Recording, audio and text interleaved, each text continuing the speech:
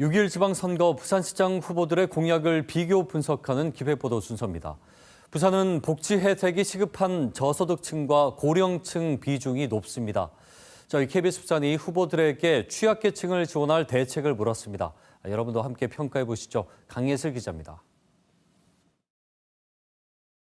우리 주변엔 복지제도의 도움을 받아야 할 사회적 약자들이 많습니다. 이른바 복지 수요자들인데요. 부산 인구의 절반 이상이 복지 수요자입니다. 초고령 사회에 진입한 부산, 65살 이상 노인이 가장 많은 비중을 차지하고요. 기초생활수급자 비율 또한 전국에서 가장 높습니다. 하지만 복지 사각지대는 여전히 남아 있는데요. 시장 후보들에게 대책을 물었습니다. 더불어민주당 변성환 후보는 발달장애인을 돕는 활동 보조 시간을 추가로 지원하고 역사 승강기와 저상버스를 확대해 장애인의 이동권을 확보하겠다고 공약했습니다. 국민의힘 박형준 후보는 장애인 보건의료지원센터를 운영하고 1인 가구 여성이 범죄로부터 안전한 환경을 조성하겠다고 밝혔습니다.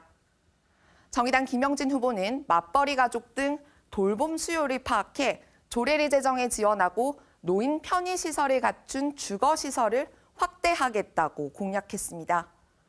공공복지 서비스를 강화하는 기관인 사회서비스원을 언제 설치할지도 물어봤습니다. 세 후보 모두 취지에는 공감했지만 보시는 것처럼 후보마다 추진 속도에는 차이가 있었습니다. 역대 선거에서 공약으로 나왔던 만큼 실천 여부가 관건으로 보입니다. 열악한 환경에서 일하는 노동자를 위한 지원책도 살펴봤습니다. 민주당 변성환 후보는 특수고용과 플랫폼 노동자에게 고용보험을, 배달 노동자에게는 산재보험금을 지원하고 공공기관 비정규직을 모두 정규직으로 전환하겠다고 공약했습니다.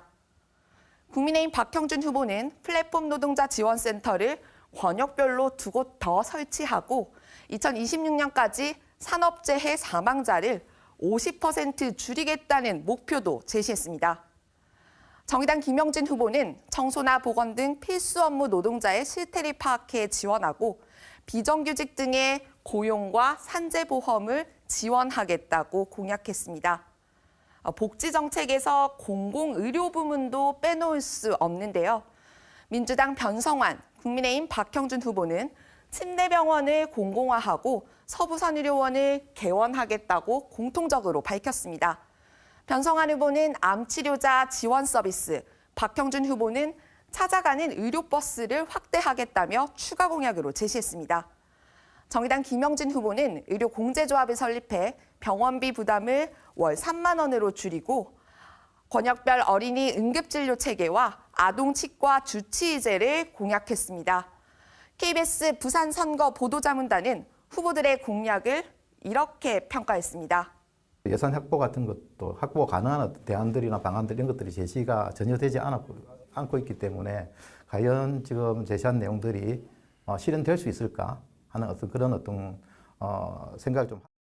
코로나19 이후 더 깊어진 불평등과 양극화 문제를 해소하려면 촘촘한 복지 제도가 필요할 텐데요. 공약을 실천하려는 후보들의 의지가 그 어느 때보다 중요해졌습니다. KBS 뉴스 강예슬입니다.